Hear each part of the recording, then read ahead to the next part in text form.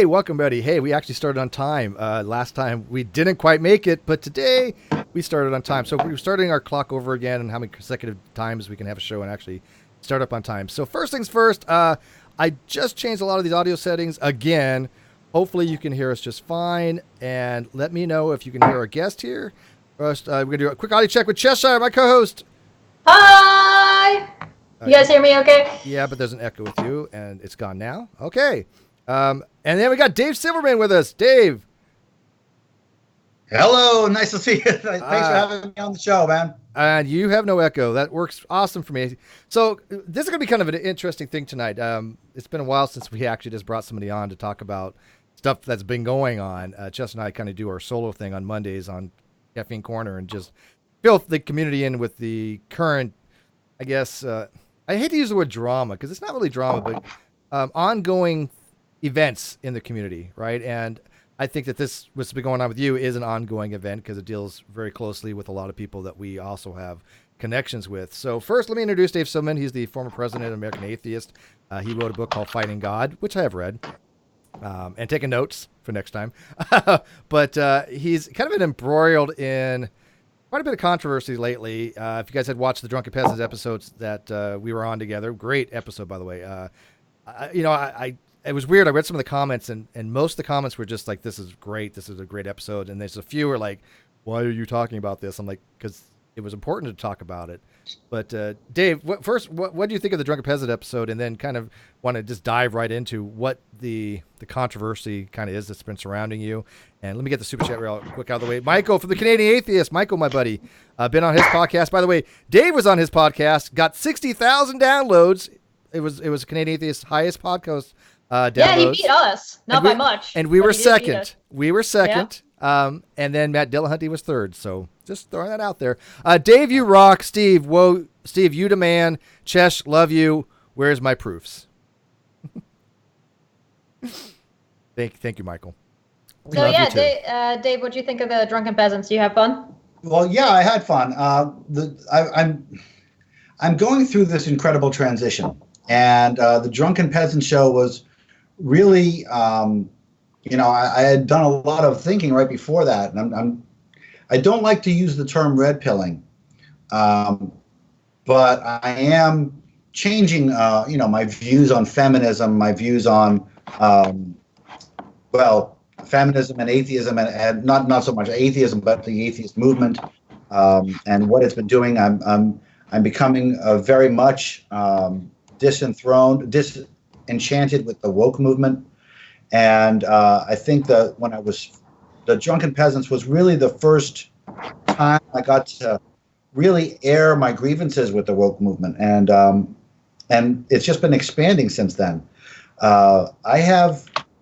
This has been a terrible ordeal, and all the things that have happened have changed my brain in lots of ways, and it's interesting to watch my own brain go through what it's going through, and feel what it's feeling for the first time. In many ways, I am looking at the things that I've done as far as woke culture infiltrating the atheist movement, and I'm really, really regretful about some of it. And I'm really, really regretful about some of the things I've said and some of the people that I've associated with, and some of the people that I've disassociated with. And as I go through this, and Drunken Peasants, that episode was, it was kind of pivotal because it was the first one where I really addressed my hesitancy to call myself a feminist, and my disdain for wokeness. So I felt that was pretty, valuable for me, at least. And people have told me that episode was pretty poignant because, I'm going through this and I'm trying to be open with it, and I think people are identifying with the changes that I've gone through, even as they've gone through it, years before, some of them. Yeah, I love the episode. Matter of fact, a very dear friend of mine, Ozzy, Mandius Ramsey's II, I'm pretty sure you might be familiar with him, but if not, yeah, you know Ozzy. So Ozzy had commented on that particular video that how much he enjoyed it, that it was unlike most of DP's other content that they've had. And I noted that too. That was unusual for a DP episode. Usually they don't dedicate that much time, especially to one particular topic. It didn't have a lot of the other stuff that usually goes on in one of their episodes.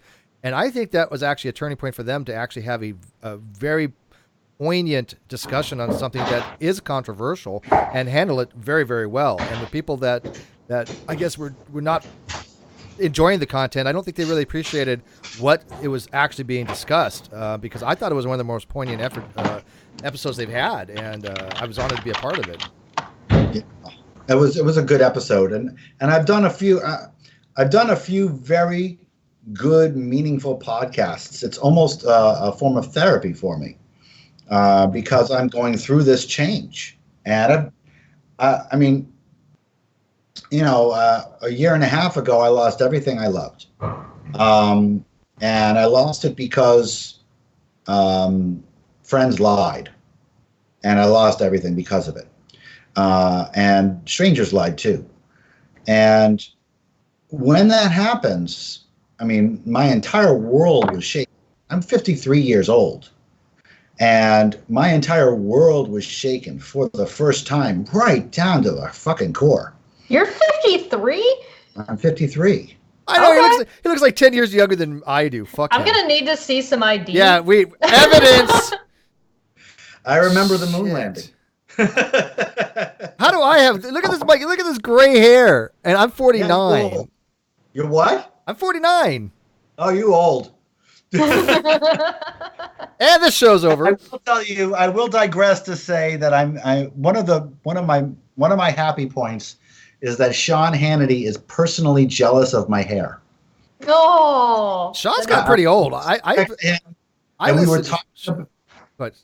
was sitting next to him off camera on his show. He had just come out of makeup. I had just come out of makeup. I had made comments to him while he was getting his makeup, to his makeup artist. You know, he needs more makeup, that kind of stuff. And he's sitting next to me, and he starts asking me about what I do to my hair. And I don't do anything to my hair. I wish I could take credit for it, but I just have hair that looks good at 53 years old. And I don't do anything to it. I just like dandruff shampoo, and that's it. And he looks at me, and he had such jealousy and envy in his eyes. I used that look on his face. Well, yeah, it's a nourishment. All right, well, for me, okay. First of all, Sean Hannity's about 57 years of age, and he's been under those harsh lights for 30 years of it, probably. I mean, yeah. I don't think he probably has aged very well, and I know for a fact that studio makeup does wonders. If we're going to name drop here, I had a customer one time who was a frequent customer. His name happened to be Barry Manilow. You might have heard of him. He's a singer, right? And he looks so different in real life as opposed to what you would see on camera. Unrecognizable what makeup can do. Right? I'll bet. But I know it's a tangential, but hey, that's what we're doing here anyways. But I used to listen to Fox. Honestly, I hate to say it, but I actually listened to Hannity and Combs when it was Hannity and Combs before Combs died. Now Combs died. And at least Combs brought some balance. And I thought it was an entertaining show. I didn't really take much stock into it. But I can tell you right now, I have seen Sean Hannity go from at least being entertaining to complete what the fuck. I don't know what happened. Everything that comes out from Fox lately has just been very questionable, to say the least. Well, yeah. Only lately. Well, I mean, it could have been for a while, but it's definitely gotten worse. They used to do the whole fair and balanced thing when it was Hannity and Combs, and now it's just they just don't even want anything. I like that though. I thought that was okay. I like the well, they don't even fake it anymore. Yeah, they don't fake it anymore. It's just bizarre narrative that they throw out there. But anyways, it's just propaganda now. But I mean, MSNBC is propaganda too. You know, so let's talk about MSNBC. I have been sitting at home, unemployed and unemployable, in a huge, deep depression for a year and a half. And what I've done during that year and a half is watch a lot of MSNBC. And I don't know, you know, as I've been watching it, and I still do, they're pretty sensationalistic too. Yeah. Well, almost all media is at this point, particularly news. About the imminent impeachment of Donald Trump since Donald Trump was elected. Mm-hmm. Everything was going to be the big thing. And it's just not happening. And it's not happening. I'm watching them, and I'm watching them shit on the Republicans. Yes, the Republicans are doing some shitty fucking things. But the way MSNBC handles it is to just take those shitty fucking things and just blow it out of proportion. Yeah, like if you're going to hit them on legitimate stuff. There's no need to go after every single little thing that happened. Yeah, well, I think they didn't want to. If you want to go after every little thing, then your head's not in the right place for journalism. Yeah.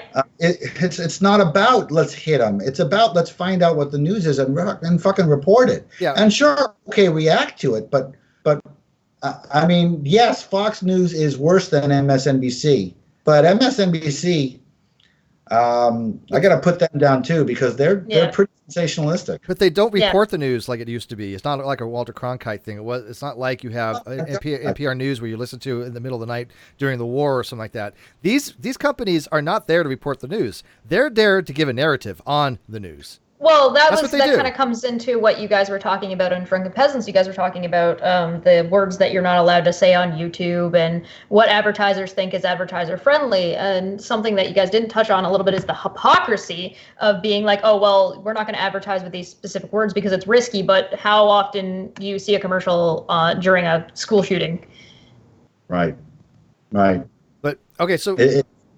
Yeah. Yeah, so Dave, dive into what made you unemployable and all this. I mean, because again, a lot of people, they don't know the backstory on this, and I know it probably sucks to have to tell it every single time, but the backstory is important about how these allegations came to be and why you haven't, until recently, started to fight against them. And by the way, I'm very glad that you have, and I'm glad for the channels that are allowing you to do so, because I have seen a call-out culture to try to silence you. If we want to be fair and balanced, and we want to be skeptical, we need to hear all of the sides. And right now, it's been a whole lot of one side and a whole lot of not the other. Yeah, it's been a whole lot of don't platform Dave, or you'll be excommunicated in the church or something. And I can't stand that. I have become such a terrible polarizing figure, and I've always been about unity.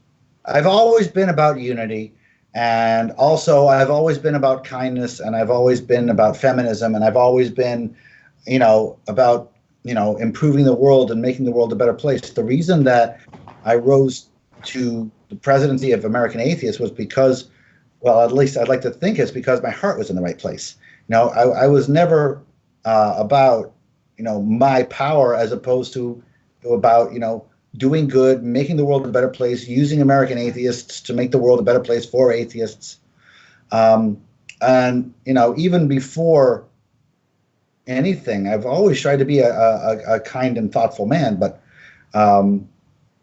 what has happened is that two different women made two different decisions to lie about me. Now, I'm not saying that I was a completely innocent person here. I did cheat on my wife, and I did lie about that. But I had two very consensual liaisons with two different women, and both of those women lied and turned him into non-consensual acts.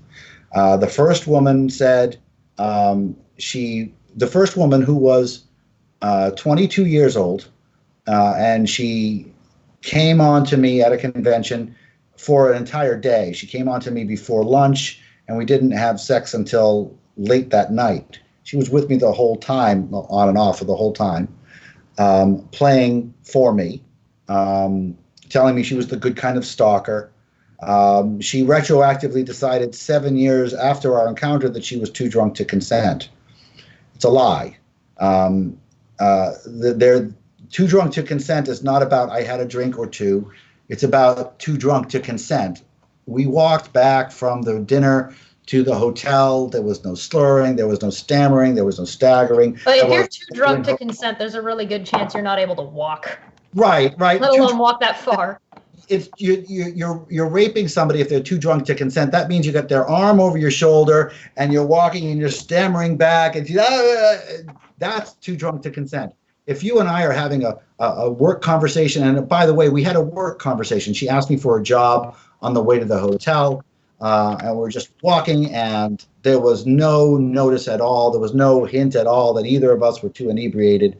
She lied about that. I don't know why she did. I expect it's because woke culture has told her that if I didn't do something bad to her, well, because I'm a cishet white dude, I'm sure I've done something bad to other women, so it's probably a good deed for you to lie and to take down the evil white guy in power. And by the way, I didn't give her that job, so I must have used her for sex and used my power against her some way, even though I never remotely hinted that there was any sort of a threat. She wasn't an employee. She wasn't a volunteer. She asked for a job on the way to the hotel. I said no. We kept going, and we played afterwards.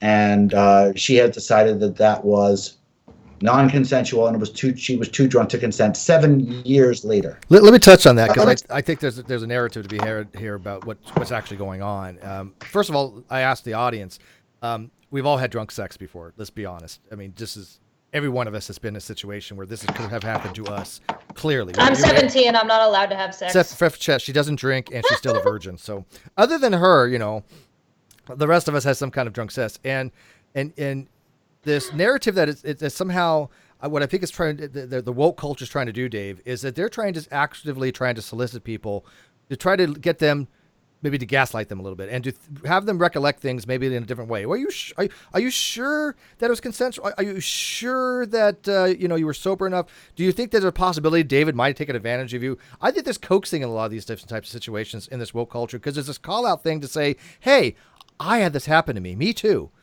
And it does happen. These things are actual things that do happen. It lets you be a hero and be part of a group. We did get a super chat for $1.99 from Dave. I love and respect Dave Silverman. Thank you, Dave. Thanks, Dave. Yeah, they are making they're telling two things. They're saying two things. They're saying, first of all, believe all women, because there's a huge impediment to women to come out to come out and reveal themselves as victims. Right. And at the same time, they're saying to people, come out, be a hero. Mm-hmm. And so they're urging people to come out and to take down the evil cishet white guy in power, even if that evil cishet white guy in power has spent the past 3 decades fighting for feminism and has never actually harmed another human being in his life. She took me down with that lie, and she's a hero for it, right? She's a hero. Everybody loves Rose St. Clair because she took down Dave Silverman, the evil bad guy who somehow walked with her over a mile-ish to get to the hotel, didn't see how drunk you were, and then, it's ridiculous, and it's hurtful, and it's so counterproductive. It has nothing to do with feminism. No. It's some serious... Yeah. Matter of fact, I think it sets it back. If anything, it's more anti-men than actual this is abuse. And it's done on the back of women. So now I'm the bad guy, not because I got accused. I'm the bad guy now because I have to come on your show and say women lie about sexual assault, thereby making it harder for the women who are victims of sexual assault to come forward. And that's not my fault. It's Rose St. Clair's fault and Beth Presswood's fault for making false allegations and taking my ass down with lies and forcing me for my livelihood. And I think that's a very valid point. This is why I keep telling people these accusations, they cause damage, and we're going to be having an episode on... They almost killed me. People have committed suicide over false allegations. They literally almost killed me. I did consider suicide for this, even though I hadn't done it. Yeah, you said you've been unemployable for about a year. Yeah. And that you're sitting around watching MSNBC. Can you tell us a little bit about that time period up until now? Don't feel obligated to. It's probably a really difficult question. Look, you're in a safe space, Dave. Safe space. Yeah. This is the internet. Yeah, this is the internet. There's no safe space. You're on your own, Dave. Oh, sorry. Go ahead. It was so dark It was so dark because I lost everything. I lost my job, my reputation, my fans, my future, and of course my family. So I lost everything, and I have been, in this horrible depression. Steve, you asked me, you mentioned before why it had taken so long to come forward. I was not capable of. I have never not been capable of working before. I've never not been able to function as an adult before, and I was alone. I mean, there were bills that didn't get paid because I just didn't pay them. There were way too long a period of time before I changed my clothes or took a shower. Or went to the bathroom or ate. You had depression, like literally. That's what depression is. My psychologist called it complex trauma, which resulted in depression. Mm-hmm. And she says she's going to stop short of calling what I have PTSD, but I'm exhibiting many of the PTSD symptoms, and that is that I spin out and I lose my control and I lose my ability to function, and this past year and a half, 14 months. The thing is that I can tell you the words, but the words don't cut it. Mm. I can tell you I was devastated. I can tell you that I felt like a piece of me, a chunk of me, a section of me had been destroyed and obliterated. And the rest of me left on the floor while the people who I used to love and call friends pointed and laughed. It was like that over and over again. I would wake up every morning and there would be a moment when I would be okay. And then every morning I would remember what had happened and it would hit me like a ton of bricks every single morning. It still does, only it's better now. It's a little better now. You know what? Was it like this? Because when people make accusations, it doesn't really bother me that they're making false accusations about me. I don't really get. At this point, I'm so used to it. I don't like it when they make it about my friends. But what hurts me is when I have actual friends start believing those allegations without any reason, without even asking me about it. That's what leads to depression. That's where people start going and really having mental insecurities because you have people that you trust in your life, and you're thinking, why is this person who I've trusted buying into this narrative, this spin, this falsehood, it would also without evidence? It would also have you questioning yourself. It wouldn't gaslighting. Just be questioning your friend. Yeah, you would be questioning yourself about, well, if I know I'm not this person and I didn't do this, but if everybody around me is saying that I've done this thing and everybody's treating me as if I have done this thing, do I deserve to be treated this way? Yeah. Well, you're also, see, the thing is, I'm not exactly, I mean, I was a reasonably healthy person, but I have my own psychoses and I have my own shtick in my brain. Mm-hmm. And my issue is I have guilt shame complex. That means if there's a problem, and it's been a part of my life, my entire life. If something is a problem, it's probably my fault.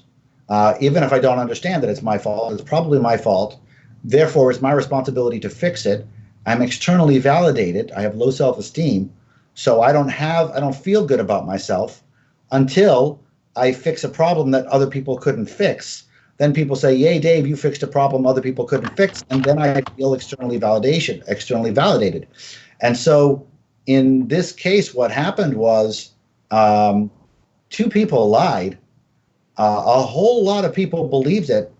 And I knew I hadn't done it, but I still felt tremendous guilt and shame.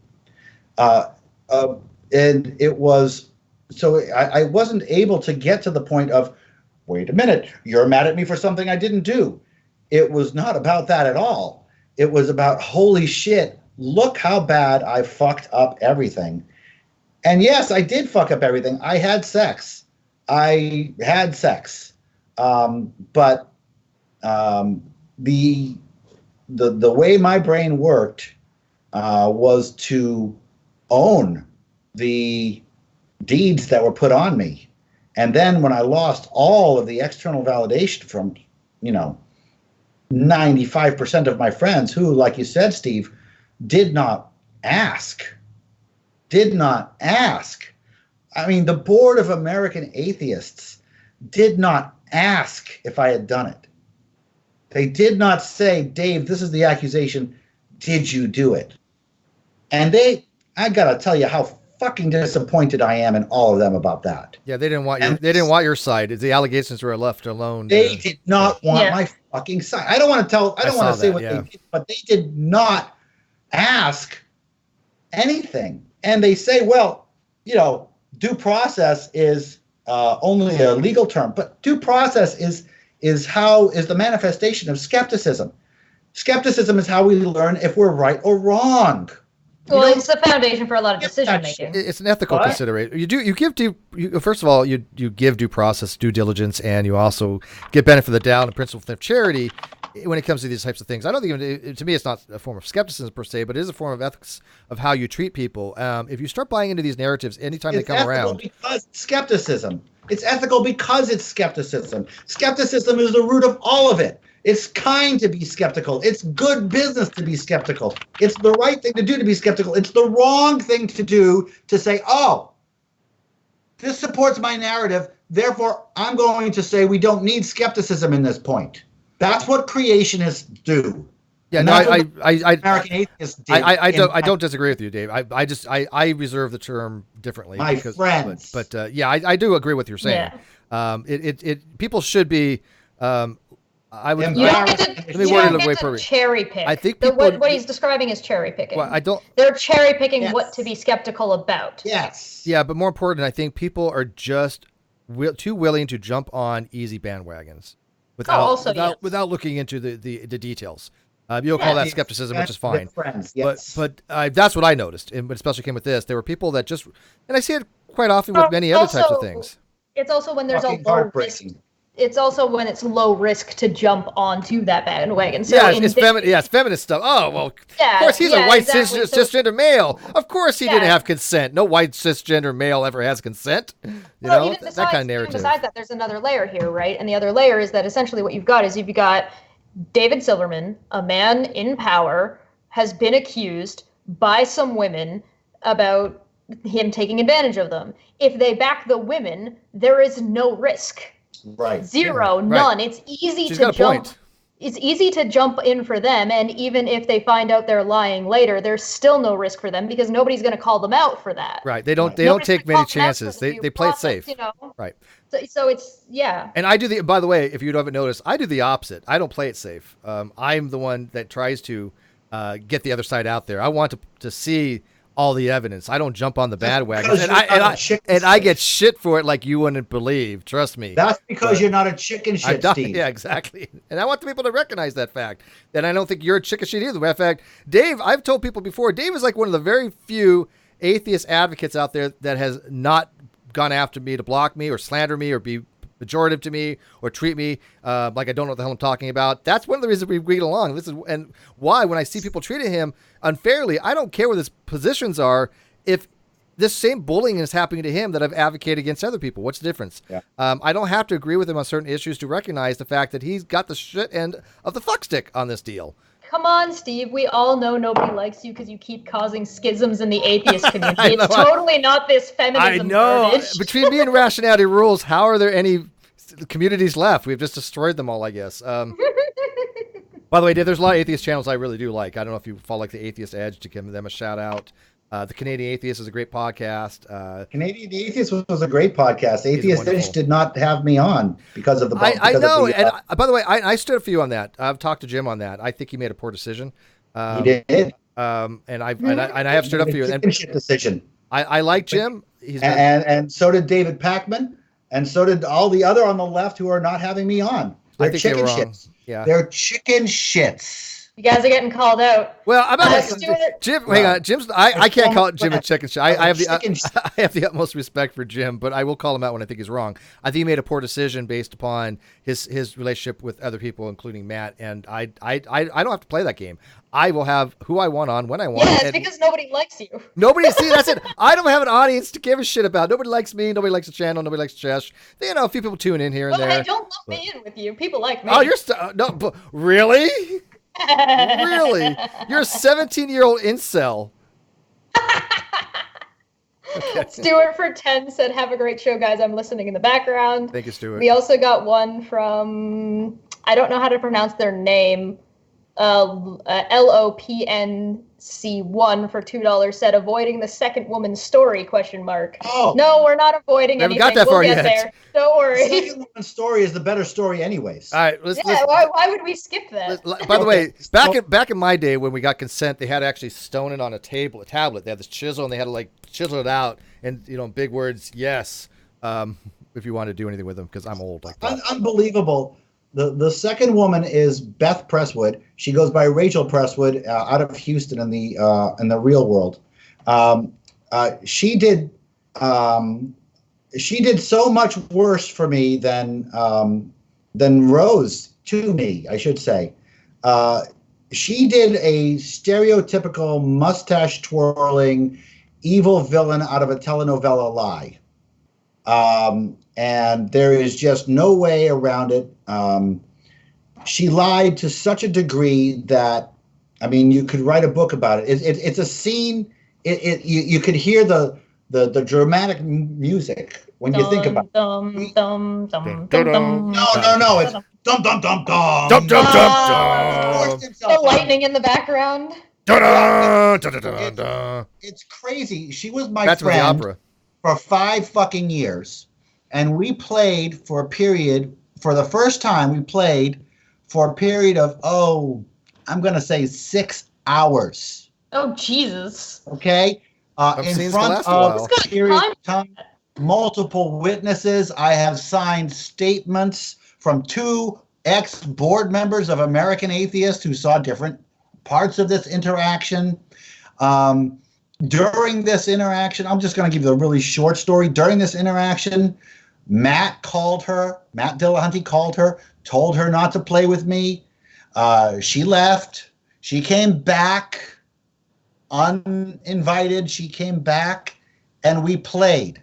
And we played hard because we were into BDSM. And we had a safe word, which she knew, which she used. I know the safe word.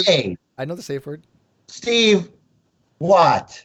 I know your safe word. You want me to say it? Go ahead. Red. Yes. See, I do my due diligence. I've never. By the way, that's not because I had sex with David. I just want to clarify that. But let me ask you this. Steve. Did you know that the safe word was red because you read it somewhere, or because it's the universal safe word of all BDSM? No, I knew it because you told me on DP. Listen, Steve doesn't know anything about BDSM, all right? He's vanilla as hell. The only reason I know it is you told me. You just don't remember. So no. That's my point. There is no universal safe word of BDSM. No. There is zero. I mean, there are zero. Let me put it this way. Okay, I want to make sure that this point comes across of what she says happened. Okay, she says that despite the fact that we were playing together for hours and hours in front of multiple eyewitnesses, despite the fact that she came back to my room to have sex with me after her husband told her not to play with me, and that involved hard breast play because we were into BDSM, and that involved her saying, harder, sir, thank you, sir, harder, sir, thank you, sir, and that resulted in the inevitable bruises on her breasts, which I did put there intentionally at her request. Okay, she says, I got her into her room, I turned around, and I started grabbing at her breast really hard, and she said, and then I pushed her down on the ground, and she said, no. And then I slapped her lightly on the face, and I said, you're not allowed to say no to me. And then she assumed that we were in a BDSM scene, and assumed, having not been told in advance, that my safe word was red because it's the universal safe word. And then when she used that safe word, I stopped right away. Now, that's not real, folks. Yeah. And there's a lot of BDSM people out there. And I want everybody to understand the depth of the fucking lie that Beth Presswood told and took me down with and is still talking about and is still being protected by the feminist movement. Every sub out there, if you're ever accosted by a dom that's not in a scene, just pretend that you're being accosted, would you assume you're in a scene and assume that you hadn't talked about the safe word, but that the safe word was red, and use red? Or would you push the fucker off you and say, get the fuck off me? Yeah. By the way, we're going to use the super chats here in a second, people, but just everything Dave said is completely congruent with what my understanding of BDSM community from people that I've talked to who are experts in BDSM, such as Brittany Simon. I have talked to her. Nobody says red unless you're in a scene. Otherwise, get the fuck off me. I would also like to point out red because nobody knows the safe word unless you discuss it in advance. You have to talk about it. The lie here hang on, Dave. is disgusting. Jessica? The level of this deceit, and so the feminists are gathering around these two feminism. Yep. They used feminism. They used actual victims to take down an innocent guy. They do. Steve was having that happen to him earlier for a different reason. That's my world. What you go through, I live. That's like me daily. But go ahead, Chester, and then get some super. There are two things. First off, if you know how to have sex and you've had sex with women before, you don't just walk up to them and just grab their boobs. God damn it! I've been doing it all wrong then. Holy shit! Thank you for now telling me this, Chesh. Could have told me there yesterday.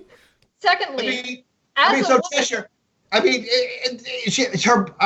know I haven't seen the pictures, but I'm kind of psychically. There are pictures.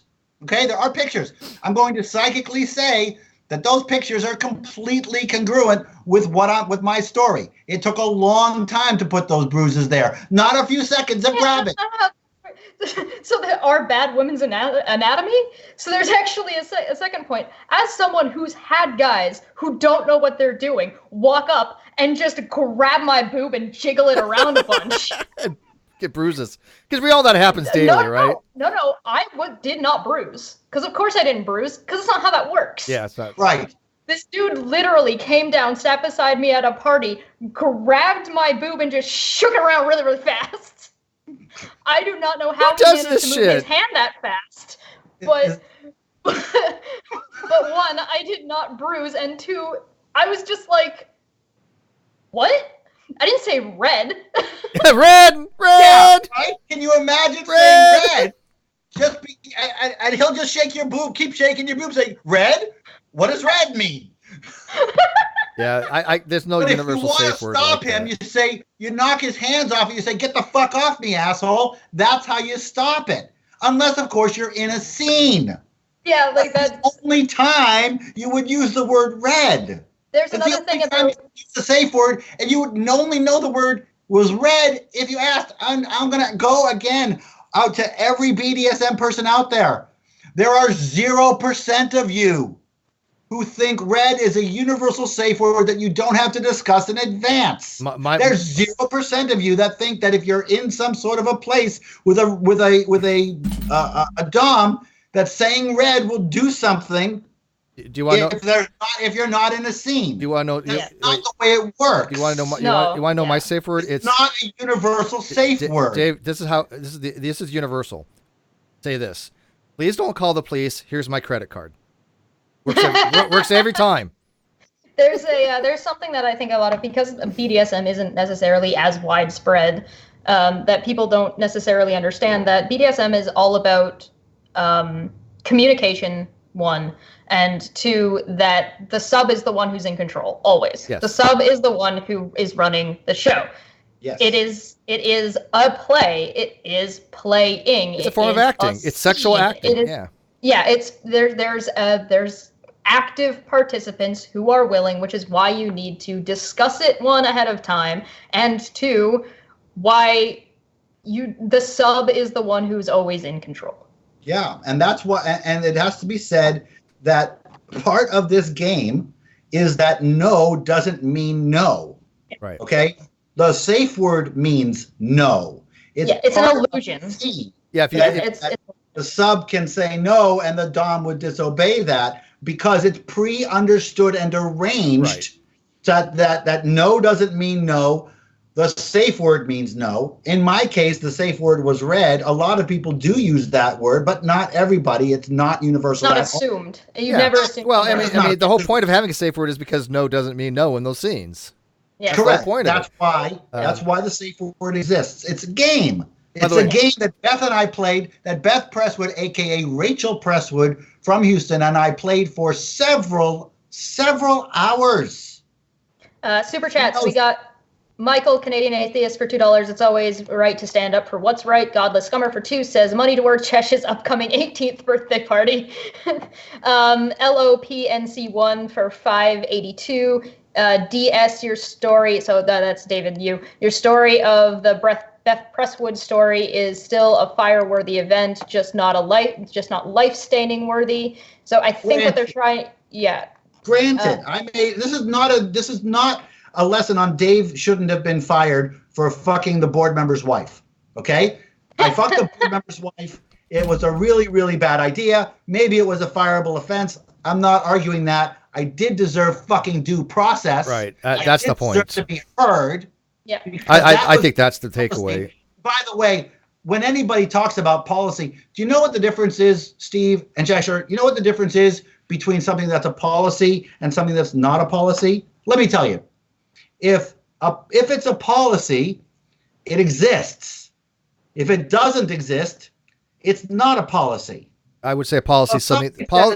A policy is usually policy. It broke policy for if somebody says hypothetically that it was against American Atheist policy to fire me without due process, one would have to say that policy exists. It's the American Atheist Conflict of Interest policy from 2009, which I wrote, which specifically states that I get due process.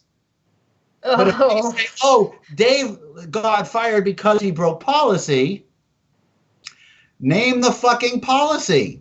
Because if it doesn't exist, I didn't get fired because I broke policy. I got fired because they wanted to, and they're just using I broke policy as some sort of an excuse. I think policy has to be enumerated. Hypothetically speaking. You can't. Well, I think a policy has to be specifically enumerated and listed out what is entailed by that policy. It has to be enacted. Right. Yeah. It's enacted. It's ratified. It's voted in. Policy is not unilateral.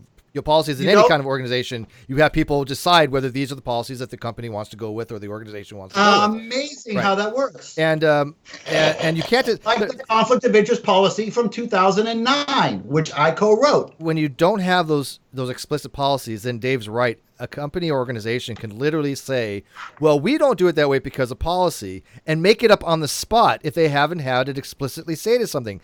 That's not the type of accountability we should have for any organization. Any organization should not have that kind of position where they can say, we're just going to make this up in order to suit something to say, well, it's policy.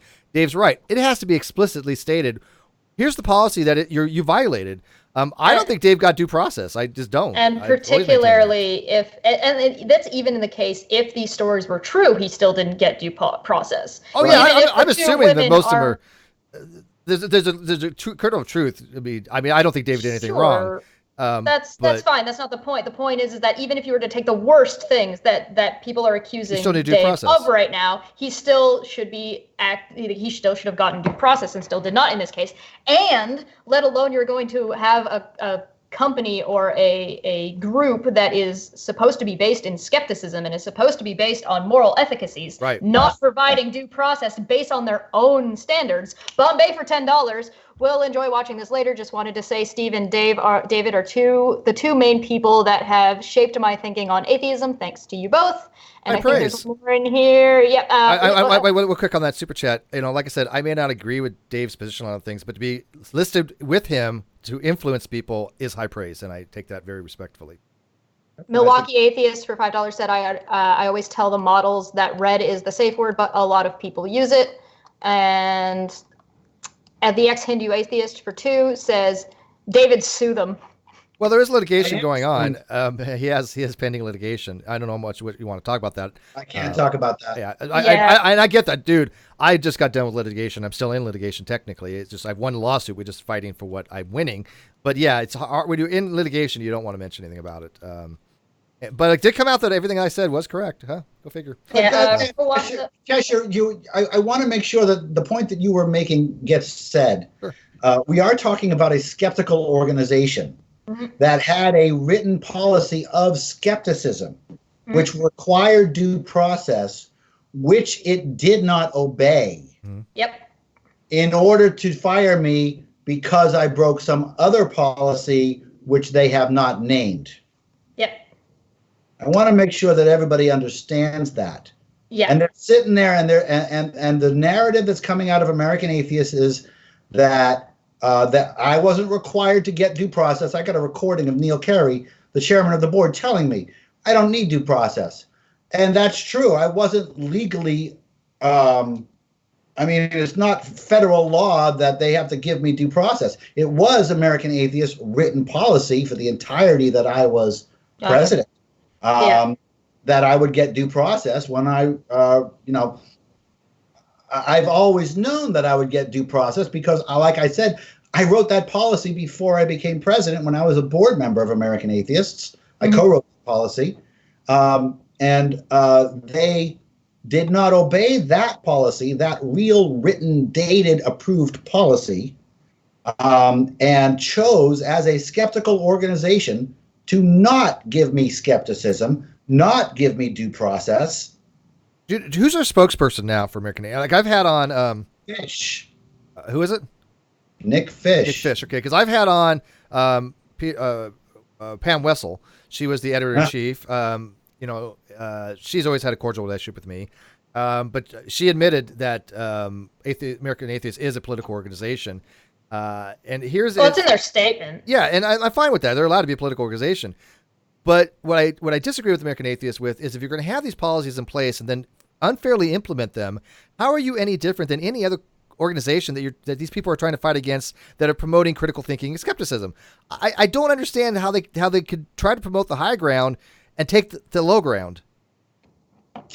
This is what my call out. This is my call out to them. So if they have a spokesperson that's willing to come on, I'm happy to entertain them. I'll reach out to Nick or whatever if you wish. Arn obviously, won't talk about it. Arn and I used to be really close, but he's a regional director. Kawasa for 10. Was he a regional director for American Atheist at one time? I don't believe so. I think he's the ACA, not AA. Okay, so he's the regional director for the ACA. Okay. ACA, yeah. Kawasa for 10 said, but Matt was on the board. Sorry.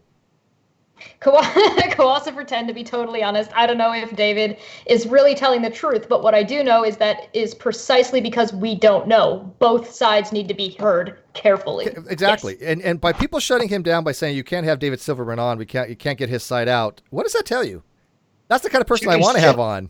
I want to have the other side on. I don't want cancel culture. I am the antithesis of cancel culture. They don't want me talking about how much they have apparently just screwed the pooch. Yeah, but here's the thing, I haven't really weighed in much. I mean, I have not said Dave's 100% innocent or this is. I'm not trying to give my opinion that much. Innocent. I'm 100% innocent of hurting people. And I think that actually is a better way to put it. I mean, Dave admits he did some things wrong and blah, blah, blah. Who hasn't? We all fuck up here and there. But I think the way he's been treated is the way I've been trying to tell people this is what people do when they have poor arguments. They treat people personally by attacking them. This is what's going to happen on Monday. Chester and I were having a call out on this person called Creepshow Art, who did a very, very, to my opinion, a bullish video, a bullying video against Lily Jean. Now, this doesn't mean that I support Lily Jean as far as everything that she's done. This doesn't mean I support her mom and everything that we've done. They've, I think, made some mistakes along the ways as well. But does that mean that people should bully them, to harass them, to not give them fair hearing, and to not listen to them because people want trying to deplatform them? What's the difference? So let's move a little bit forward, sure. Because and look at what's happening today.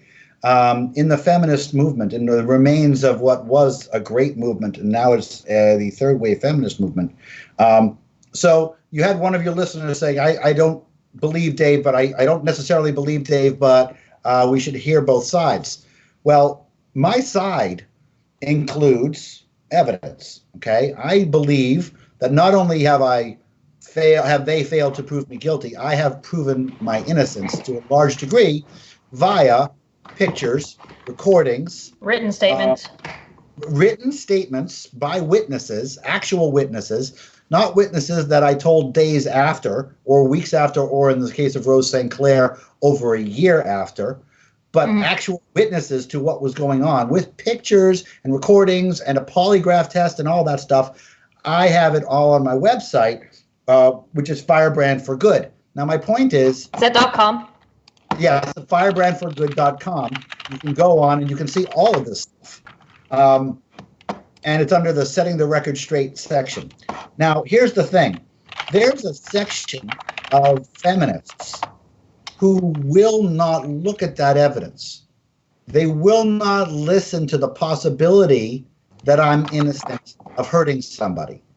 Well, let me separate them out into two different parts.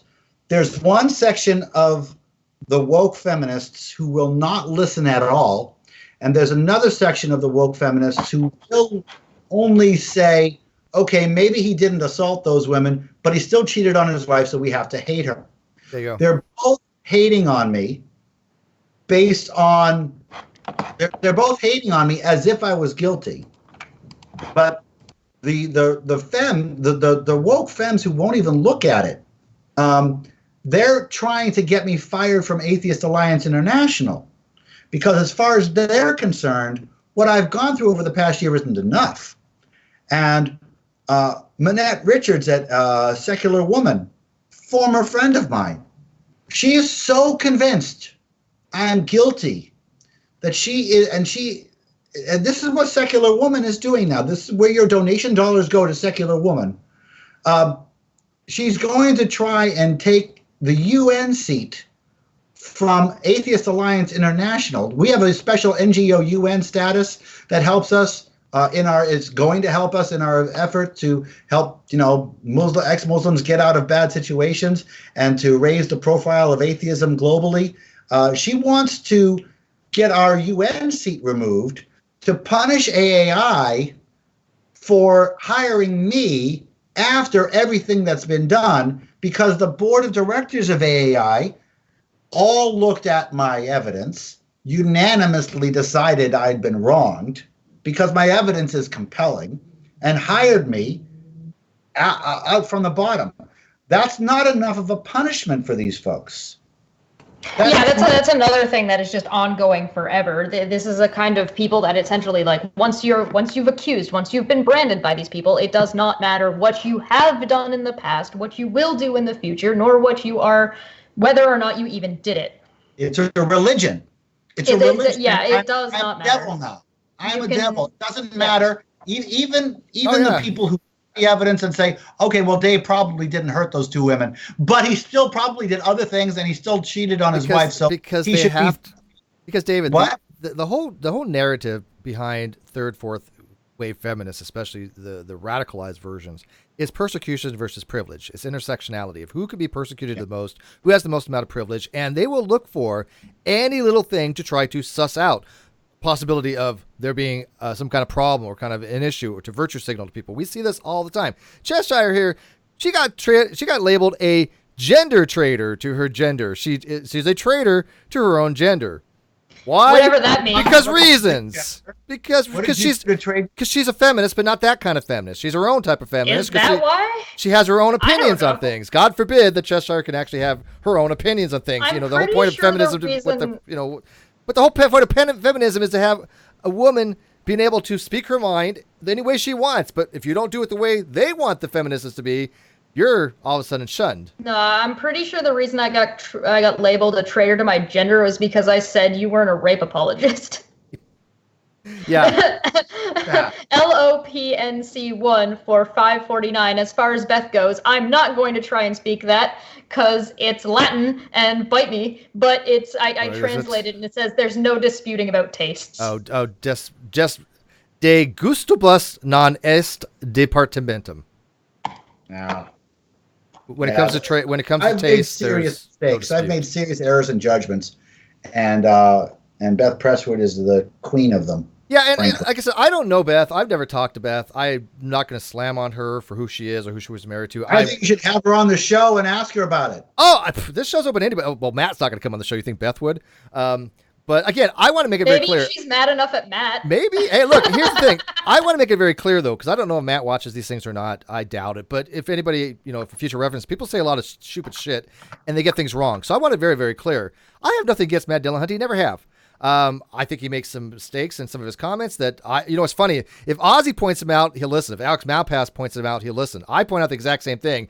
And I'm smug. I'm like, but I literally have said the exact same thing they did in one analysis, and yet he shunned me and was like, "Oh, thanks for your." Okay, yeah, but listen, he's got to attack your character and that you're being smug about being right, not actually. Yeah, it doesn't matter the fact that I actually have citation, and when he's putting out thing on epistemics that I know is absolutely wrong, I have 7 people at whim that are credentialed, are atheists that can help verify these things. So it's not like I go out there just talking out my ass. And again, I have had people, David, that have actually said, well, I can't listen to Steve only for the fact that, he might have this information, but you know what? It doesn't matter because he just has to be wrong because Matt Dillahunty says so. That's the reasoning I get. Trust me. I completely get it. Like Matt's hero worshipped, and I don't understand that. I have had several friends tell me that he's just going around and making people choose sides, like some sort of 5th grader. Well, he kind of did with me. He basically had told people that I had said things I didn't say, that I had positions I didn't hold. And instead of asking me about it, going, hey, Steve, why don't you tell me your actual position so I don't get it wrong like a grown-up would do? No, Matt goes on to these other shows and just smears me for no reason whatsoever because, again, I think he's done a great job for a lot of things. He's actually given a lot. His knowledge of the Bible is amazing. And I think he does a really good job on handling so many theist callers. Yeah. But when he goes beyond that, he tries to smear me rather than discuss things with me or want to get my actual positions. This is when I say I can emphasize with you because if he's willing to do that to me, and he's more than willing to do it to somebody else. So I have to give you the benefit of the doubt because I see it happening with me. So yeah. James Dondo in the chat says, Dave, ! You are still the leader of AA to me. I remember the hangout we had with you, and you deserve better than this. Thank you. Yeah, so I think he deserves better. But I think most people do. The other side of the Dillahunty thing is that I believe Matt knows that Beth is lying, and he might. I believe that for because I have 2 pieces of specific evidence and 1 piece of anecdote 1 piece of suspicion.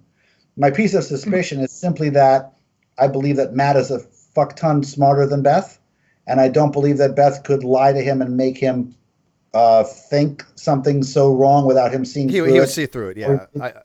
He would see through it. But more importantly, that's just a supposition. But so I'm going to give an example, and I've given this example a couple times now, but I'm going to make sure that I do it again because it needs to be said. Steve, are you married? Not that I know of. Okay. I've had some really drunk college nights where it's quite possible. Okay, so I want everybody out there to just imagine. Cheshire, are you married? No. Okay. So she's a 17-year-old femcel. Understand what happened? Okay. I want everybody to really get into the idea, the mindset here. Okay. I want everybody out there to imagine for a moment that I sexually assaulted your wife. Okay. Let's say I'm at a party with your wife, and I sexually assault her, bruise her, make her cry. Then 2 years later, I get you in a room. I'm speaking to the men. I'm speaking to the men, sure. And I sexually assault your wife and your significant other. Yeah, this is put the gender aside. Yeah, that's fine. Yeah, no, it's fine. I get you in a room 2 years later, and I say, hey, how are you and me? 2 years after I sexually assault your wife, what are you going to say? How are you going to behave? Well, when I was in a room with Matt Dillahunty 2 years after I supposedly sexually assaulted his wife, which he knew about because he had told people about it, including Greta and all of our many friends, like a couple of years before. Matt told me, and this is on recording on firebrandforgood.com, that we were all good. that it was water under the bridge. Don't sweat the small stuff. Hey, by the way, there are some people. Don't sweat the small stuff. You only just assaulted my wife. Yeah. And by the way, Exactly. I've heard rumors about this for a very, very long time because I keep my nose to the grindstone a lot. And everything Dave's saying is exactly in line with things that I heard long before this got to public. So obviously, Dave, you know through the grapevine things people do talk. In 2017, I was reelected to the board, to the presidency of American Atheist. Matt was on the board at the time. He didn't raise any fuss and say, but Dave assaulted my wife. Right. He didn't do it then, apparently. He told me that there were some people that he wouldn't get on stage with. Dan Arell was one of those people. Dan Arell's a bad guy. Dan Arell said bad words to Matt Dillahunty, so Matt wouldn't get on stage with him. But I was okay. After abusing his wife, supposedly, right? Supposedly. Right. No, I think you make a good argument. I don't see it. I believe and suspect that Matt knows very well that his wife. So what's the benefit of him coming up then? Because I agree with you. I think you make a very good argument that Matt probably does know. I would say the likelihood is much greater that he knows that he doesn't. That Beth is probably not relating this whole truth. But what's his advantage for not? Well, I have been. There's no risk. There's no risk. He's playing both sides. But he's divorcing. He's divorcing Beth. So. Yeah, but then he doesn't have to go against the feminist movement. He doesn't have to go against the AA, and he was willing to stand up. Not going against David either. Well, hang on though. But he was willing to stand up for like rationality rules. So Matt's not against controversy. Yeah, it's not about that though. There's a difference between somebody that is fairly demonstrably evidenced to not actually be transphobic. Those claims were so wild. Okay, but here's the thing. But if Matt knows Dave is telling the truth, let's assume there's two possibilities.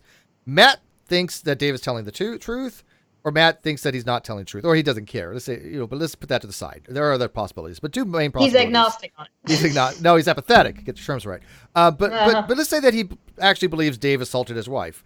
Then Dave's narrative makes a lot more sense because as somebody who would, if I has a significant other, if I did, if somebody did something harmful to them, yeah, I wouldn't be so cavalier with them 2 years later at any time in the same room. Now, I have been involved in polyamorous type situations. I've been involved with married couples before. I understand it can be very strange, especially when more ways than one. But was that a pun? Thanks for explaining my joke, Steve. Wait, was that? Oh, okay. Hey, I'm old. I'm trying to remember back in the good days. But yeah, these things do happen. They sometimes can get a little, like you said, sticky or messy.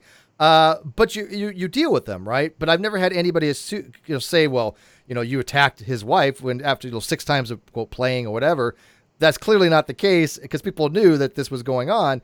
If there was an assault, there would have been indications of an assault rather than 3 grown adults saying, hey, let's have some fun, right? So Dave's story has that ring of truth that I call it. I love that ring of truth. It does. But the other option is if Matt doesn't think she's telling the truth. Oh, okay, so if Matt thinks she's telling the truth, why doesn't he just come out and say it? And if he thinks that she's lying, should he not be the ethical guy and say, you know what, no matter what, I cannot let this unethical behavior happen. Beth is lying about this. Dave is telling the truth. Either way, why is he being so? Part of the idea.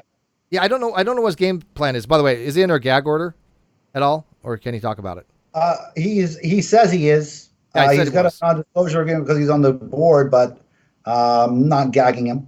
Okay, so there's no judicial thing. It's from the board that's put more of a gag order. There's certainly nothing stopping Beth from coming forward or Rose. She's not on the board. She can say whatever she wants, right? Neither of them are, yeah. Okay, so has anybody gotten Beth's side of the story on this? Directly from her, like this? No, she won't. The only thing is the Washington Post called her up and said, and got confirmation, and she said that I did not have consent, which is a fucking lie, and she knows it. Yeah, I mean it's almost like slander, but she's being a little bit she's being a little bit tight-lipped about it because this is going to be a hard. If you're trying to, if she is lying, then this is going to be this is a complicated lie. And the more complicated a lie is, the more difficult it is to maintain. Especially the more you say, the more you get busted. Well, yeah, exactly. Plus on top of if David has recordings and David has signed testimony from witnesses and has all of this information, any lie she's going to tell is going to be under scrutiny compared to those things. Without saying anything, nobody can address her lying because they don't have a lie to go off of. Yeah, and I agree with that. And I asked the audience, again, people that are critical thinkers, this is, again, what I promote, which story does have the ring of truth to it? If you're evaluating the evidence by given what we have to evaluate, unfortunately, Beth can't say her, whatever she's, wants to get across. But given we don't know. All we're getting from her is I didn't give consent in this situation, which doesn't tell us what happened. Right, exactly. It doesn't give us her story. It just tells us, well, he didn't have consent. Well, why didn't he have consent? What was the how did he not obtain consent? Was there an attempt to make how did you know the word red if I didn't have consent? Yeah, there's a lot of holes in her story. I mean, just straight up. I mean, this just is her story does not have the ring of truth. I'm not trying to bag on her. This is nothing personal. I don't know her in any way, shape, or form. But when you're doing these types of BDS scenes, everything you said is literally how it works. And yes, you don't just guess a safe word. It's just not going to happen.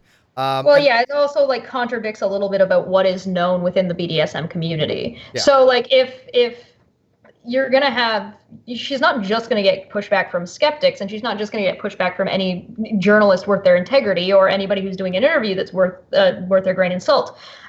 She's going to get pushback from the BDSM community, who she's going to be giving them a bad name now.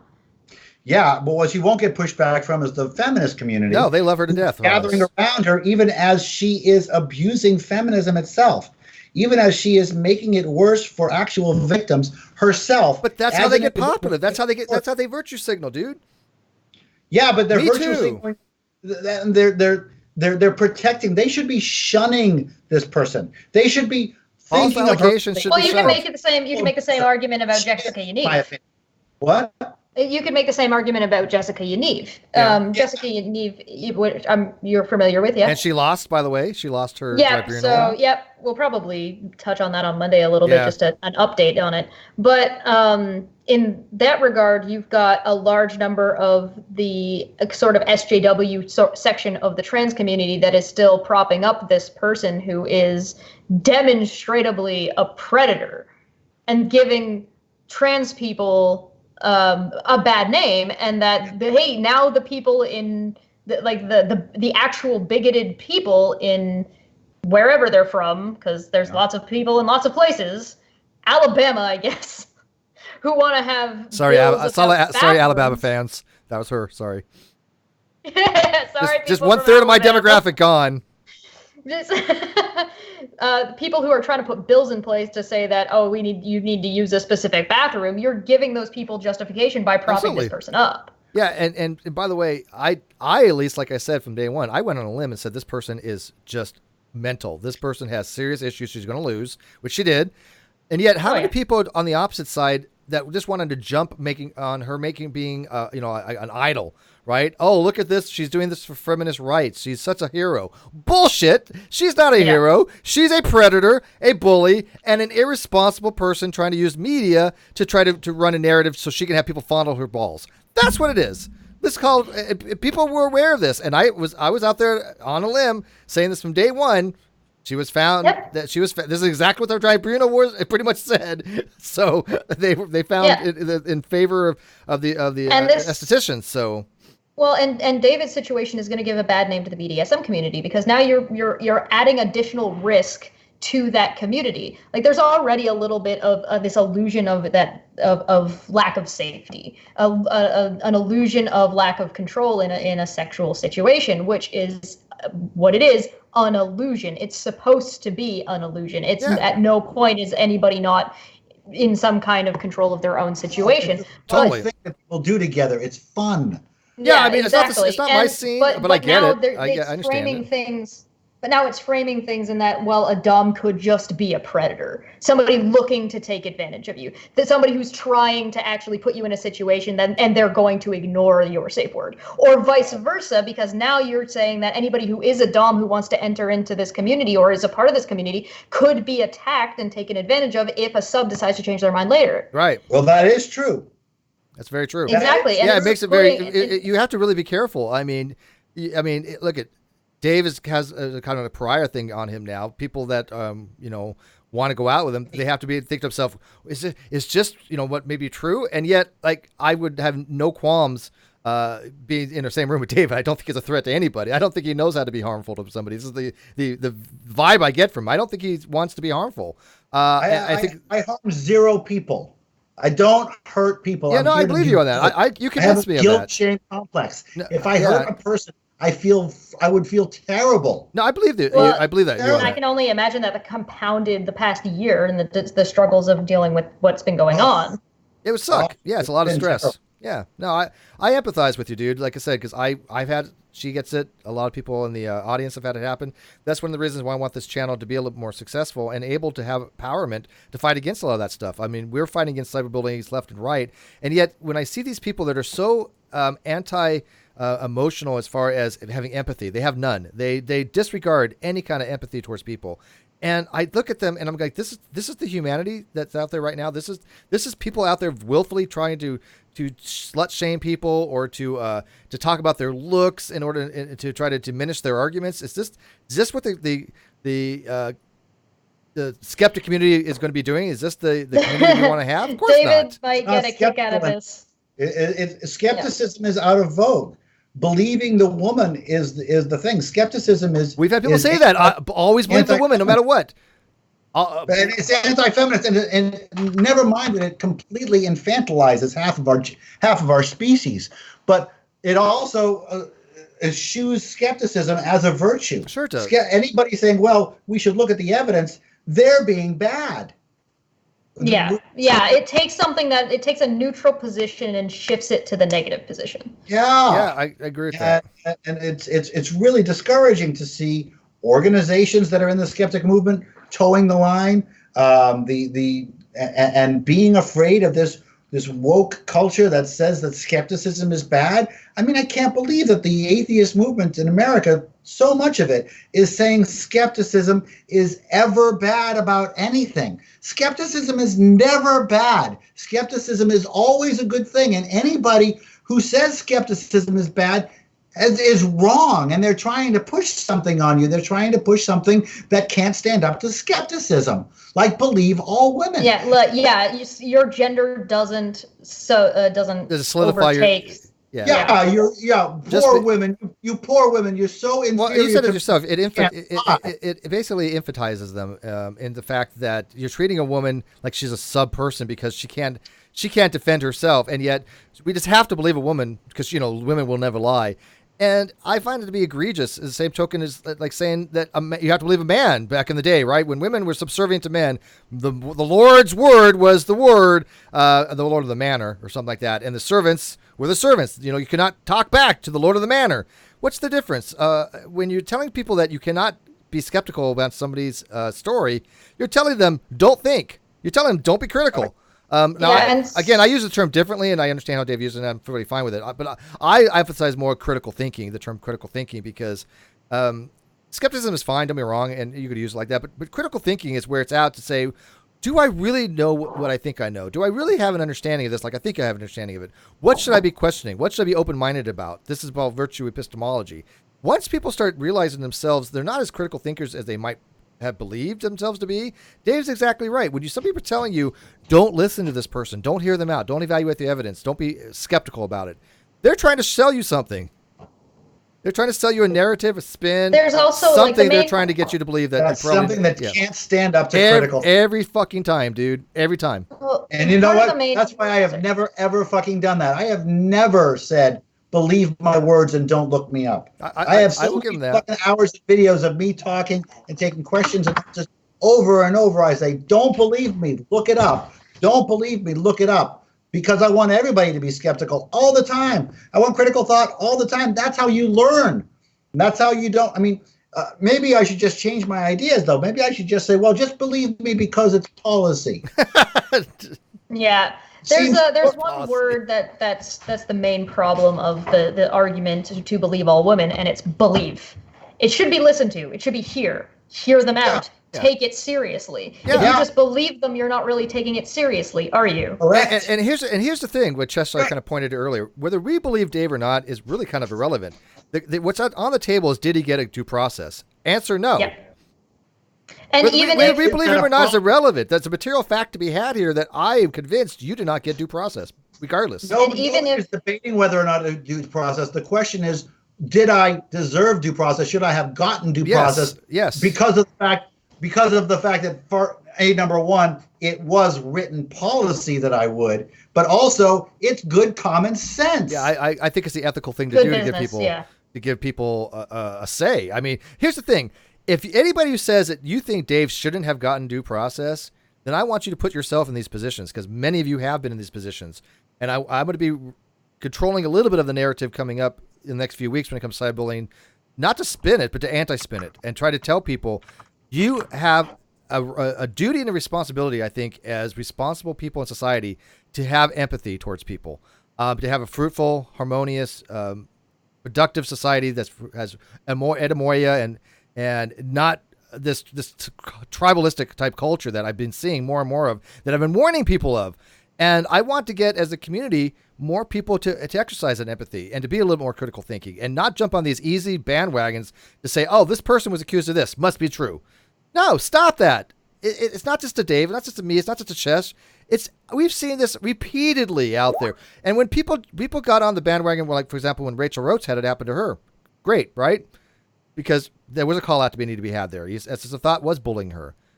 But when it happens to other people that are maybe not so liked, they don't call it out. Everybody likes Rachel, right? So that's easy to do. As Chester said, you can't go wrong by defending Rachel, right? Who's going to fault you for defending Rachel? Oh, she's lovely. I adore her. But there's other people in the community, maybe a little more controversial, maybe not so friendly, not so liked. Steve, are you talking about yourself? Oh, I'm hated, but that's okay.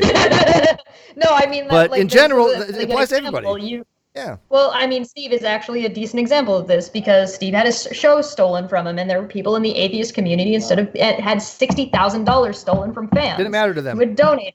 Did not matter to the skeptic community. At all. They didn't give a shit. They don't like Steve. Yeah. Now, let me ask you this, Dave. If I was a theist and I stole $60,000 from parishioners, do you think these atheist communities would have been all up my ass? Rightfully so, by the way. Oh yeah, they'd be all up your ass, and they'd be up your ass for anybody who coddled you. But because my co-host was an atheist, a gay atheist, he had the best of both worlds, I guess. And because I'm a cis white gendered non-atheist, non-theist, but you know, I don't fall into that mold of them. I don't fall into that category. Therefore, that's true. So fuck Steve, right? $60,000 missing. Doesn't matter, right? Whatever. This is the skeptic community that I've been arguing against. It's not that I'm against skepticism. I love skepticism, like you. I'm very fond of critical thinking. There's many atheist channels I promote, and I love the fact that they do a wonderful job getting people to think. My dog in the fight is I don't give a fuck whether people believe there's a God or not. I'm apathetic a little bit on that. But I think critical thinking, if somebody is a true critical thinker, they probably will come to more of the lines is probably more likely there's not a God than if, but whatever. That's neither here nor there. But cares? But here's the thing. Are you baiting me? No. But here's the thing. But here's the thing. These people that were not giving a shit about $60,000, when I asked them about it, well, why are you not making an issue about this? Not only did they not care, that then they try to spin narrative. Oh, you're trying to make this either you're with me or against me.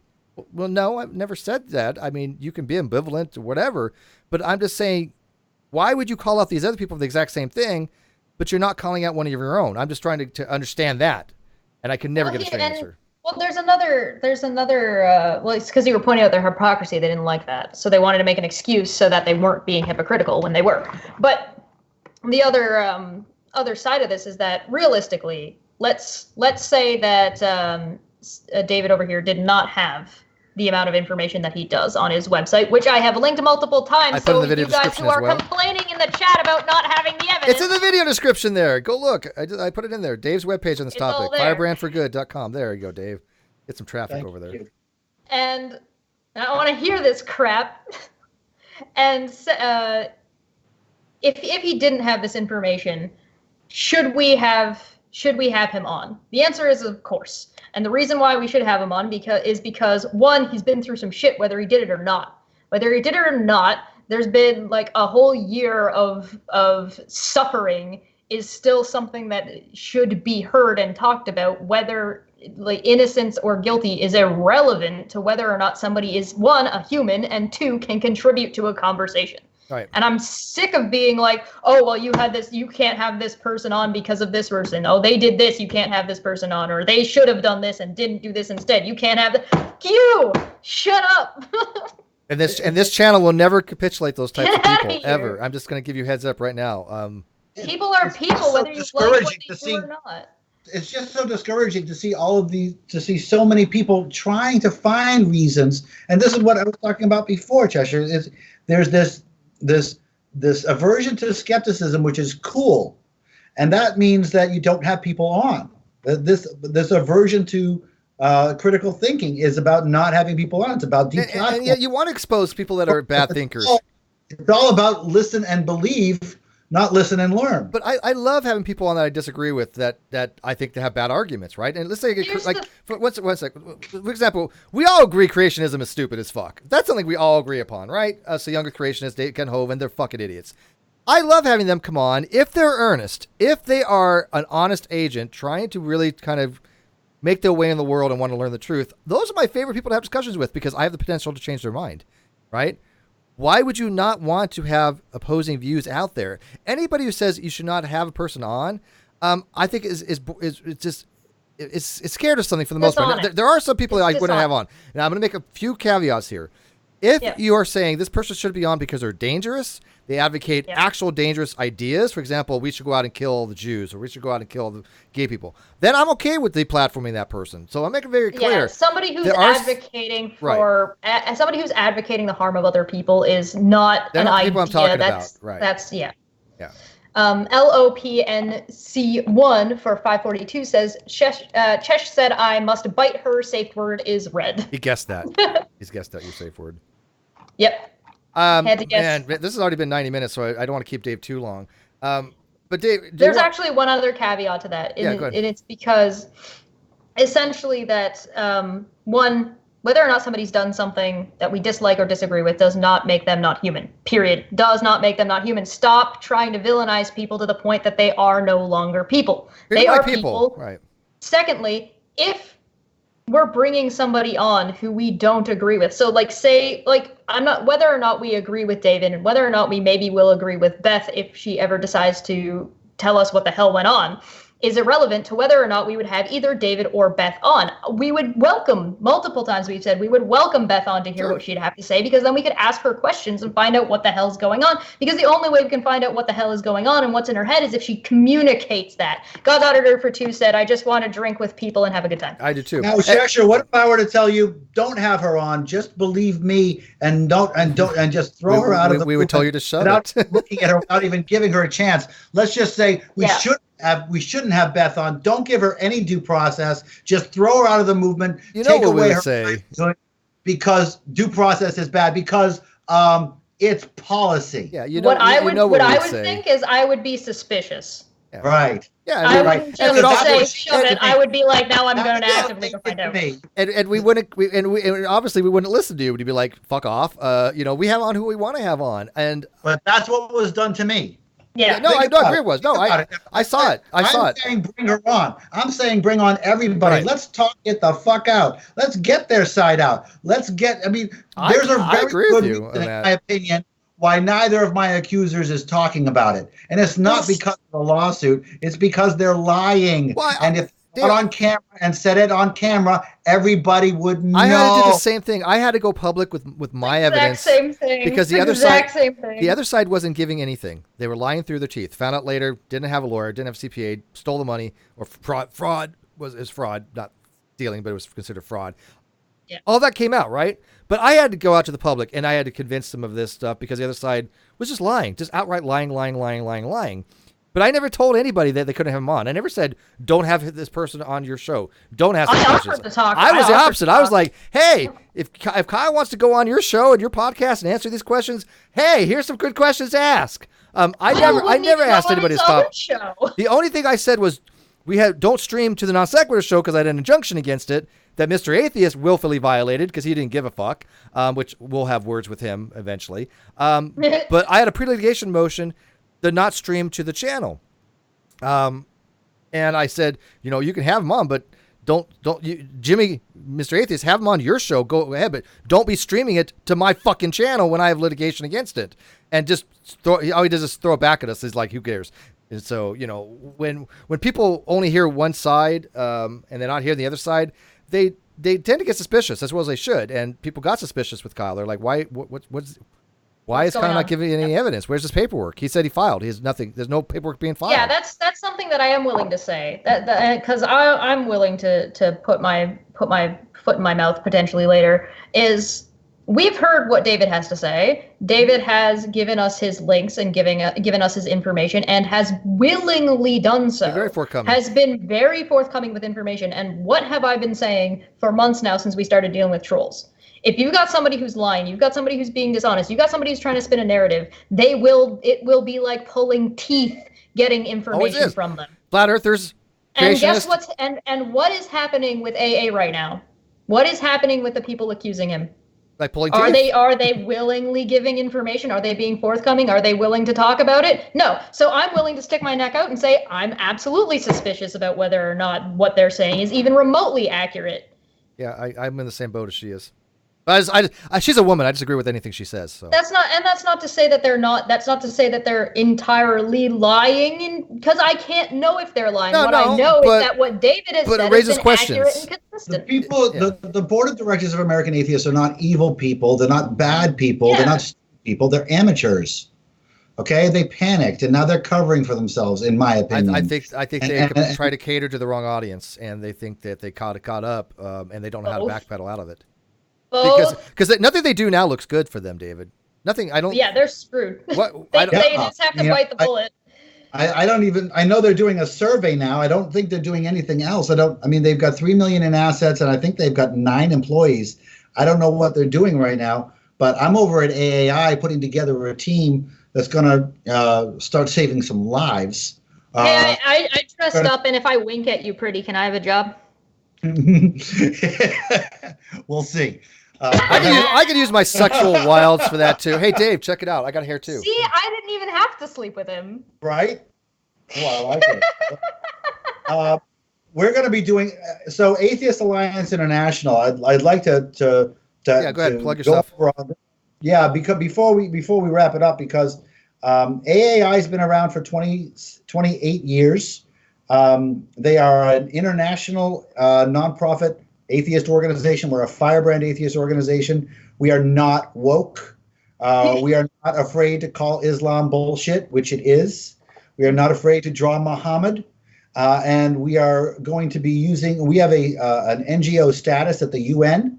And that's a really important little feature that we have, because it allows us to really publicize our efforts to free ex-Muslims and our efforts to raise the profile of atheist rights on a global level. I am really thrilled to be working with this team. And by the way, this team includes a founder of Secular Woman, one of the co-founders of Secular Woman, the organization that is currently apparently trying to take away our UN status because to punish AAI for hiring me. The founder, or one of the founders of that organization, is on the team. Yes. Oh wow! Wait, who? So this is Bridget Gaudet. She's on my team, okay. and it's not because of any other reason than the fact that she has gone over all of my evidence and asked me a ton of questions. Yep. But let me restate that we have a situation at AAI where a fantastic team is coalescing. The board of directors at AAI has been treating me extremely well. They are anti-woke. They're pro skepticism. They're global in nature. So they're not looking at the woke movement in the United States and being afraid of it. And so we're going to be working together on a nicely gelling team to really help some people on a global level and maybe even change some countries. I think that's great. Is the website atheistalliance.org? Atheistalliance.org. I'm not a huge fan of Islam, so I think that's just fine. I'm also not a huge fan of Islam. You know Zara K? Zara, yeah. Yeah, she's going to be on coming up, I think, either next week or the week after, and we're going to be talking about a lot of things dealing with Islam, and we're also going to be dealing with the fact that Facebook, holy shit, you think you're getting censored. God. Facebook, for some strange reason, if you get bullied or somebody says something to you that is offensive, that literally is an attack, and you retweet that, they block you and not the person who originally did the tweet. That's what happened to Zara. I'm enjoying being called a bull. We've been getting called bullies because we're saying that other people are bullying. We're the bullies. We're actually calling out bullies now. This is the spin. It's so bizarre that if people think that Cheshire and I are bullies, here's my new thing on Twitter. If somebody says, "Well, Steve, I think you're bullying me or harassing me," bullshit. Bye-bye. I'm done. I click and I block. I'm not even going to argue with you. If you think I'm bullying you, I will block you outright, because why bother at that point? I'm not here to defend myself, and I'm not going to get my account terminated because you think I'm bullying you. You accuse me of that. I'm not playing that fucking game. That's not what a bully does. A bully will try to bully you. I'm not a bully. I'm going to block you, thus showing that I'm not a bully. So accuse me of bullying. That's what's going to happen. I think we should give David a gift. And it should be the gift of one term or one sort of slang phrase that we like to use, a little bit of a moniker. It's get woke, go broke, become a joke. That's yeah. That's what I said. Go broke, get woke, go broke, become a joke. Wokeism has to be recognized as the religion that it is. It's crazy. It's crazy shit. You recognize that wokeism is a religion, and you recognize that I am a demon, and you recognize that wokeism, the religion, has zero path for redemption, mercy, and forgiveness. No, I'm a demon with you then as well. Hey, congratulations, we're both in hell. I'm completely on board with you. I know Undoomed is probably on board with that as well, and a few other content creators. We're sick of it. We want to put out good content. We want people to treat people with respect. We want people to be empathetic. We want people to be critical thinkers. We're not going to get that when you have people out there doing this woke shit that all they try to do is tear people down in order to make themselves feel better or to virtual signal to their little cult-like clan. You mean, I'm done with it. I'm over those people. Saying things and trying to shut you up because they want to feel better about themselves? That sounds like a bully. Yeah. Oh. It's also intellectual laziness. Remember, these are people with very, very weak political positions. The reason they're shouting you down is because they don't know their own stuff. The reason that they're deplatforming is because their ideas are not capable of standing up to criticism. That's what the fuel is of this woke fire. It's intellectual laziness. They don't want to learn. You'll never see somebody who knows their shit saying deplatform my opponent. Never. That's not a real thing. That never happens. Nope. I want my opponents on stage with me, because if you put 10 different opponents against me on religion on stage, I'll win. Well, that's why I say I'll have anybody on that has a valid argument except for trolls. And once they become a troll, it's not the argument I'm running away from. It's the fact that person's a piece of shit. I don't want them on the platform. They're wasting your time. Yeah, they're wasting my time. They're wasting your time. I'm allowed to make that determination because I have the channel. Chester's allowed to make that determination who she wants on Caffeine Corner because she's half the channel, right, of that show. What the hell do we keep letting Nick on? I'm kidding. I don't know. That was well, no, I love Nick. Stop it. We love Nick.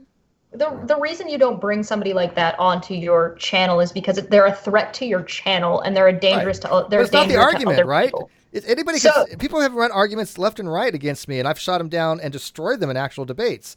I know Dave has never watched my debates. One was no longer on video because somebody deleted it accidentally. But I crucified my opponents every time. I didn't just walk away a winner. That's fine. We're talking about like who's willing. David, let me humble brag for a second. Dave, the first debate I ever did, not only did my opponent concede the loss, he changed his entire position as no longer a young creationist.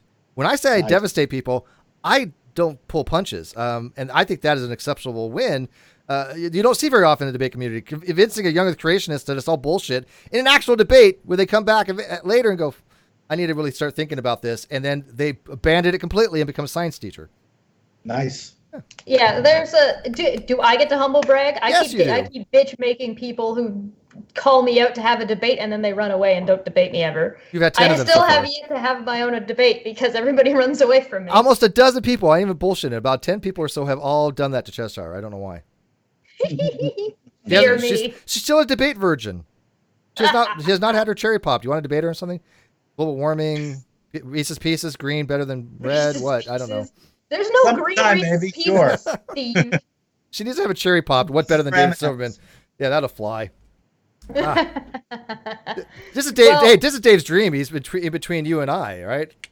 The thing is like there's a difference between bringing somebody on who disagrees and is an honest agent willing to have a discussion. It's another thing to bring somebody on who is just there to be a shit disturber, who's not serious, who doesn't actually believe any of these things, and they just want to either get their name out there or they just want to have a hard time, because bringing those people on is dangerous, and it's dangerous to the channel for lots of reasons.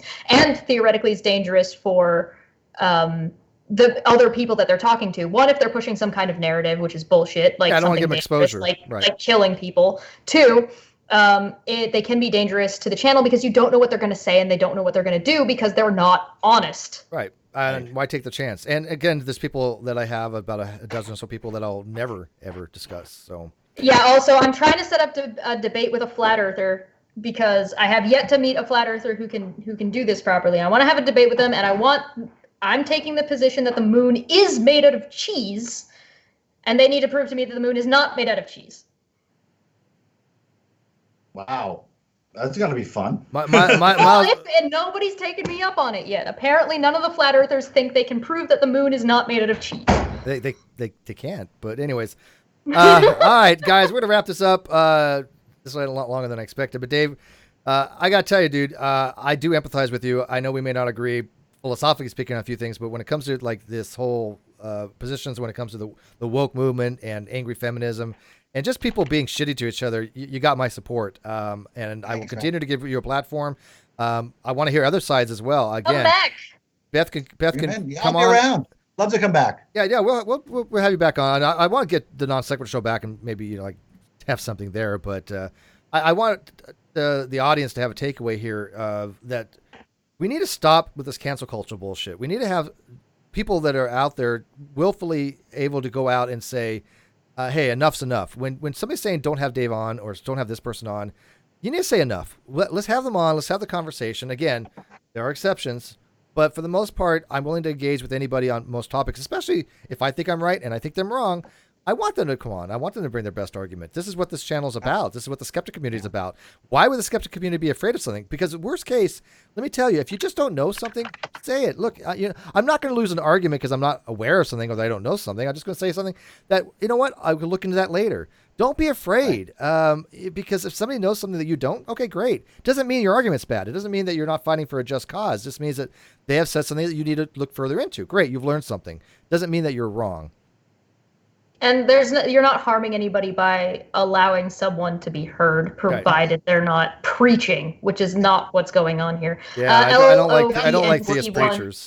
That's an important point, Jess. Yeah. You're not betraying anybody by listening to the other side. Right. You're not committing an act of betrayal or hate by listening to both sides, and you're not hurting people by listening to both sides.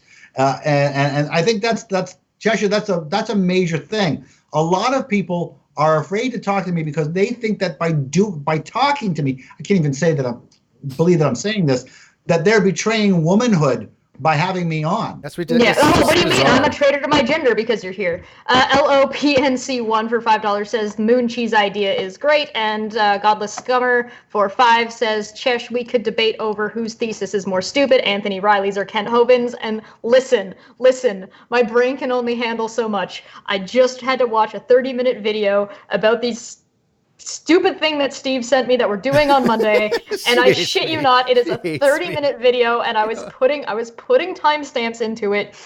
I almost doubled the number of timestamps that I have in for number of minutes in the video. I broke 50 timestamps on a 30-minute video. It's bizarre.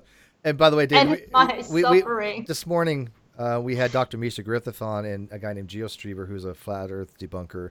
And we went through this guy's paper by name Anthony Riley, who wrote a master's thesis level paper that was literally like second grade. I'm sure you read Hovind's paper on his Who was thesis. it? I'm pretty sure Macabre. Shout out to Macabre if he's in the chat right now, if we see him later. He messaged me while we were talking about it on one of the other streams, not the last one, but apparently he said there were some like nearly 30 grammatical errors on the first page. It was so bad. It was not only was it, okay. bad enough having the grammatical and spelling errors in a master's level thesis, but the run-on sentences, the wording, the phrasing, the misapplication of citations, the not understanding how to even properly cite something on a master's level paper, it's just bizarre. Well, I mean, the guy's a flat earther, so we don't expect much, but for God's sake, this was one of the worst. This was tripe, and we actually had a PhD go through the entire paper and correct it, and it was just a sea of red. So do we have any last words from David Silverman? And I am also putting the links into the chat for let's wrap this up. This was fun. For Atheist Alliance International as well. If you would like to see his stuff, it is at firebrandforgood.com. Yeah, thank you so much for both of those. And I've got a YouTube channel that I'm just starting out. I am documenting my wokeism, my anti-wokening. I'm documenting it. So I am actually going back to sleep. I'm going through all of this wokest place, and I'm coming out and I'm going to be doing issue by issue by issue, looking at hard data on how true things are. And I'm going to just be documenting my transition out of this wokest place. So that's on youtube.com/firebrandforgood. And firebrandforgood.com is my website, atheistalliance.org. Please join, please support, and thank them for supporting due process and atheism at large in the world. And thank you both for having me on. It was a good show, and I appreciate your time, both of you. And I appreciate having you on. I appreciate you not giving a shit about the boycott and dealing with whatever heat you're going to get for having me on. We usually laugh at stuff like that. we kind of welcome it. At me, bro. And I got to say, out of all the channels out there, at least on this channel, you know that we're going to put ourselves out there. You know that we're expecting backlash, and we don't give a fuck that there's going to be backlash because we think that it's the ethical thing to do. And so while other channels are out there doing things for views because they're just trying to start drama, we're doing what we think is right. We're not going to be the biggest channel in the world, but you know what? I think we're going to make waves for the fact that we're willing to stand up for what we believe is right, and I don't think a lot of people are willing to do that. And so, Dave, more power to you, man. I hope you get this resolved. I hope we do hear from the other side, because I have a feeling that hearing from the other side will probably end up being in your favor. I think that I'm sure it'll solidify your position. So can't stand the heat. Stay out of Cheshire's kitchen. Good night, guys. Bye. Thanks a bunch. Thanks. Bye.